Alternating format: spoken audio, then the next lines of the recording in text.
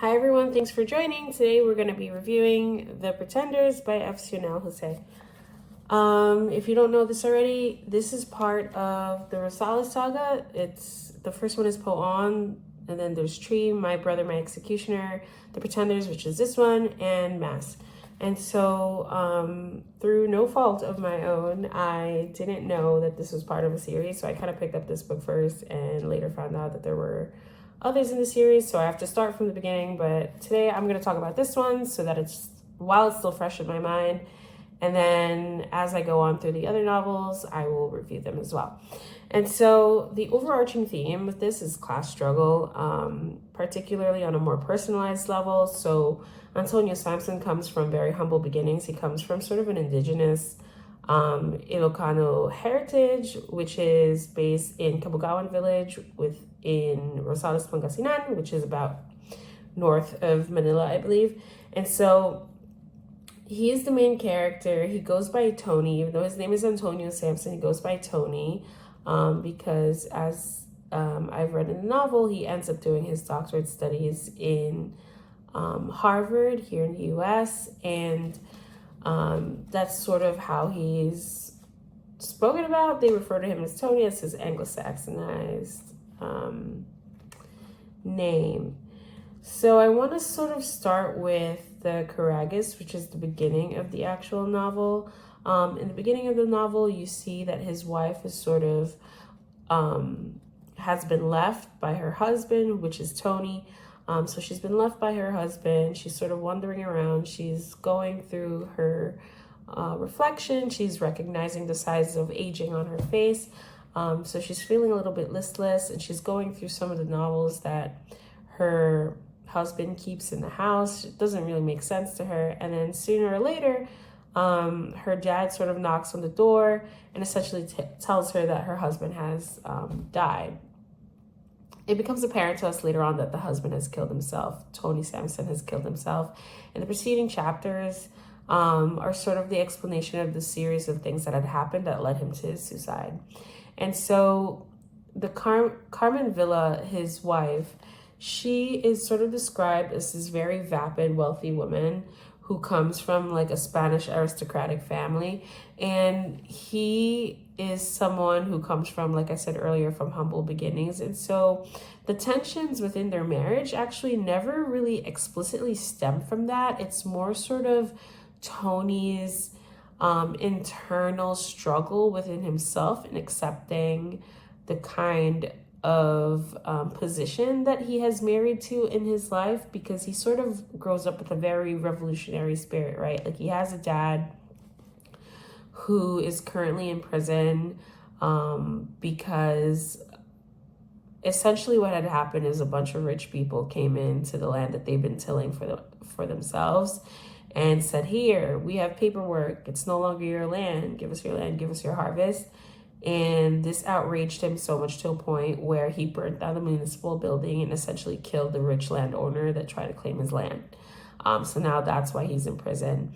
And so Tony sort of looks up to him in a way, because those are very noble reasons to be in prison. But in the same vein, he's also very like, Dad, like violence is not really ever the answer anymore. Like you can't really do those things when you want to achieve a revolution. Tony is sort of very in the middle in terms of how he approaches these issues. At some point later on, you see that he actually becomes a spokesperson for the Villa family, which includes sort of their conquests within Ilokano owned land that they're trying to take away.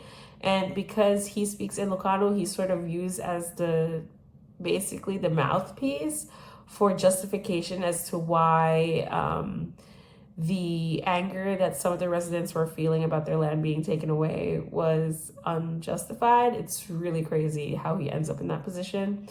But it's sort of something that contributes to his internal struggle, right? He has these two friends named Charlie and Godo who are journalists, and they sort of refer to him as the bourgeoisie now because he has this fancy degree from Harvard and he's a doctoral graduate. And so in the beginning of the novel, he actually tries to get to pursue a professorship within the university. They don't actually name the university, but one can assume it's probably Ateneo de Manila, which is sort of like the Harvard of the Philippines. It depends on who you ask, or LaSalle. But he has this dean who essentially helped him get sponsored for his doctorate here at Harvard. And it's sort of like somebody who's close to him. He's also Ilokano, and this particular dean, his name is Dean Lopez. This particular dean, every time he finds Ilocanos on campus, he makes sure to be their mentor, and he really takes them under his wing. But that comes with a price, right? Because by the time that it is revealed that Tony is marrying into a rich family, immediately the dean sort of turns on him, right?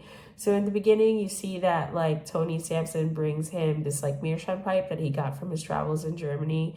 And he sort of gifts it as a homecoming gift to the dean. And the dean keeps trying to figure out like, how much did you pay for this? How much did you pay for this?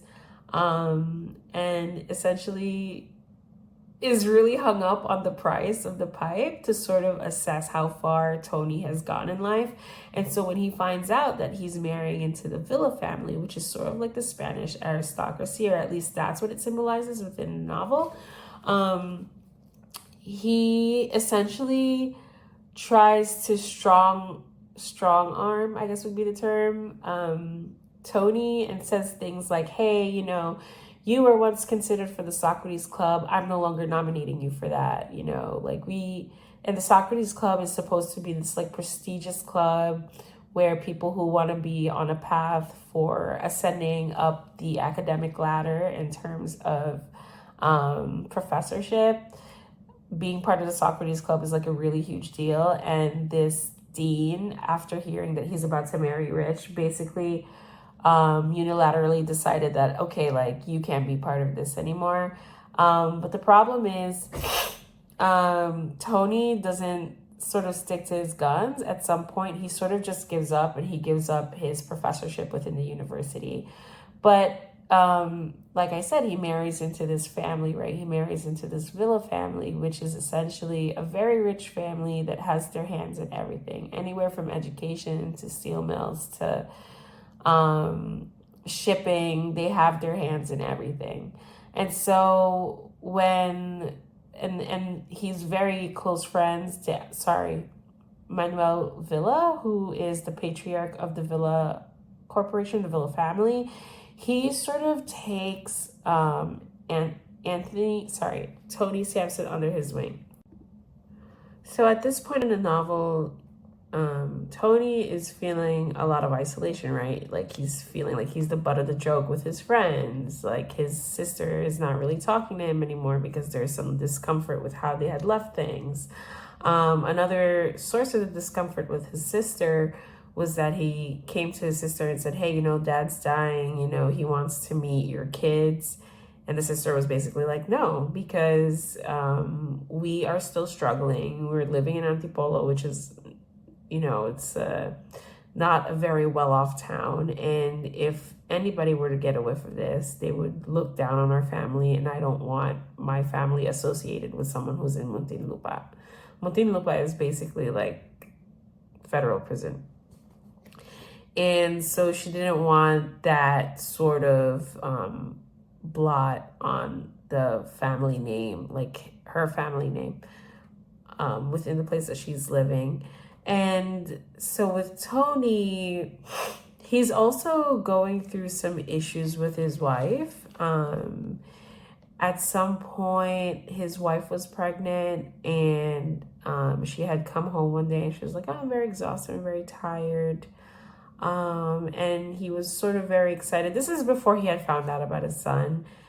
Carmen was actually pregnant, but Carmen went and got an illegal abortion because abortions are illegal in the Philippines. So Carmen went and got an abortion, and they called it the beauty parlor. Where have you been? I went to the beauty parlor. Okay, where's my son? You aborted it. Yeah.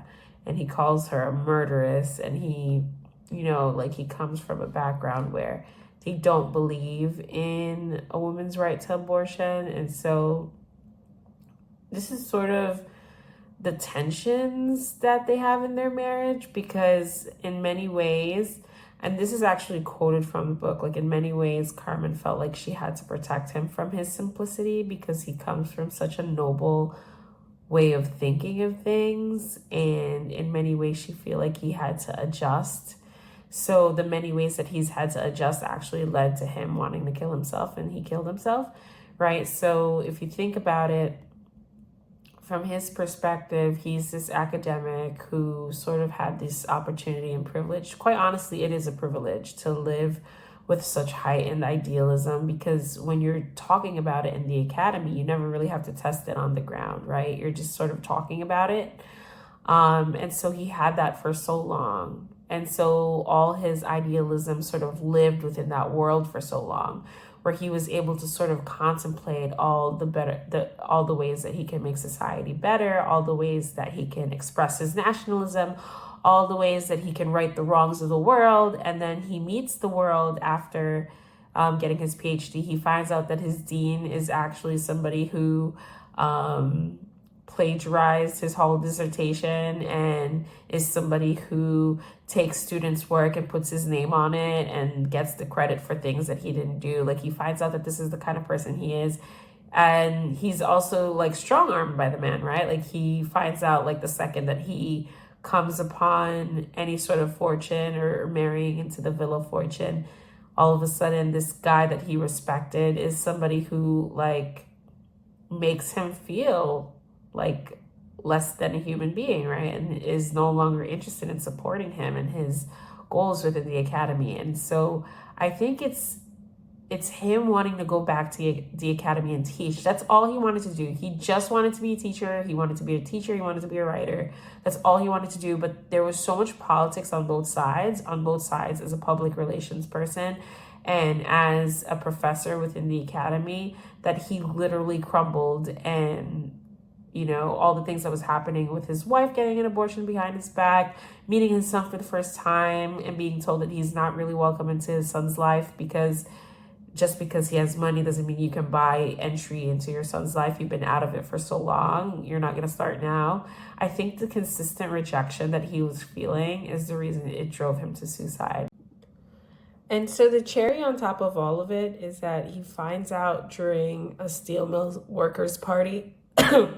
They essentially got the steel mill and they had to celebrate it. And because he's a public relations person, he had to make sure that it was covered and that there was a 6-page spread for Don Manuel, who is the patriarch of, like I said earlier, the patriarch of the Villa family. He has this friend Godo. He says, oh, Godo can never be bought. Like, he has such strong morals.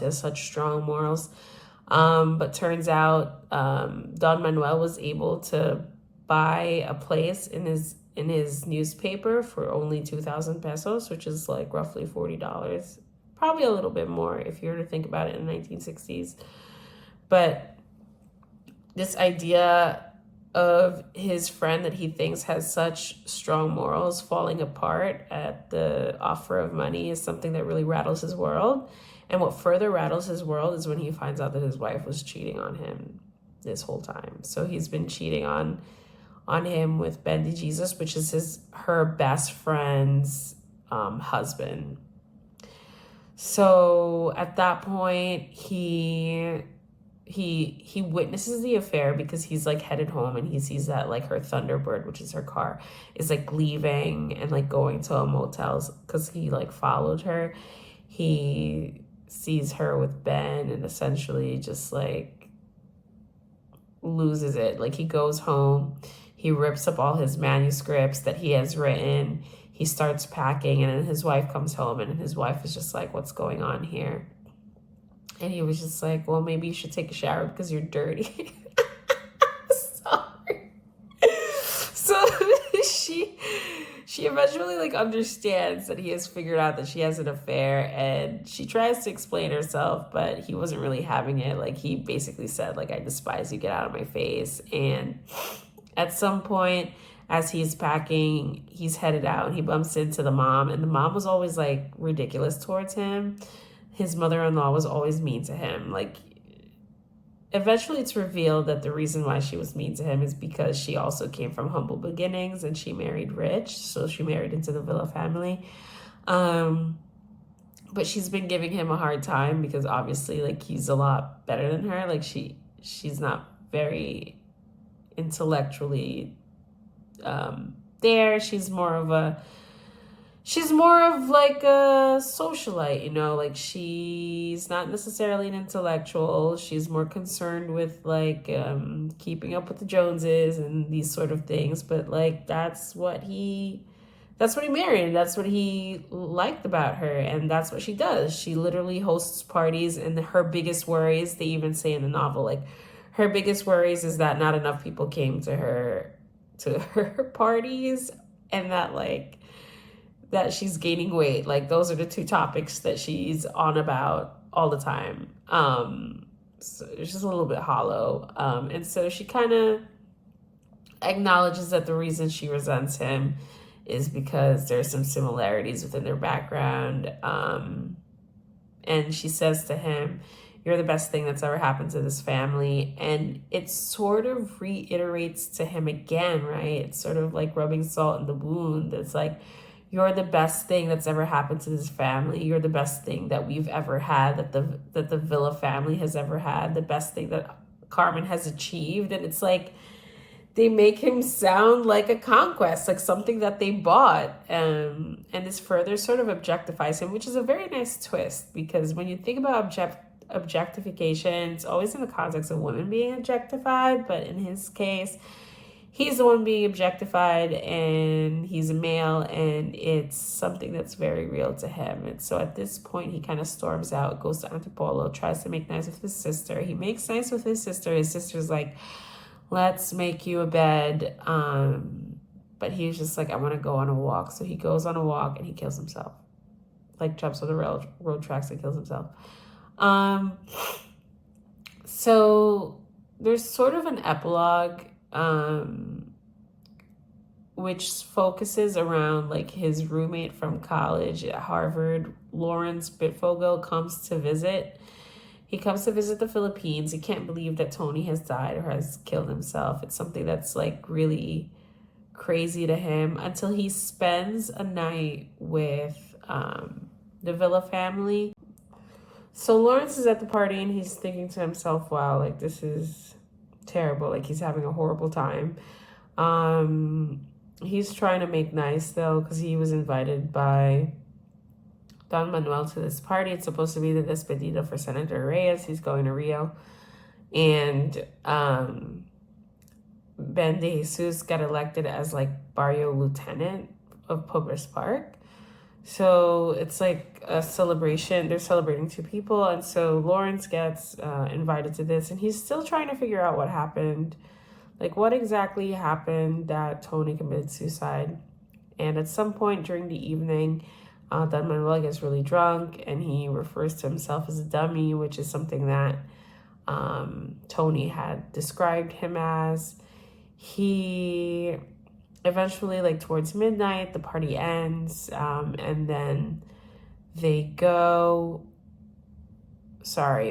Ben De Jesus and his wife Nina De Jesus invite Larry over to have some coffee because they had just gotten some like nice Italian machine. So they invite him for some coffee, and while Lawrence is there, he's sort of thinking to himself, wow, like these people are really like vapid and it must be so horrible to be around them.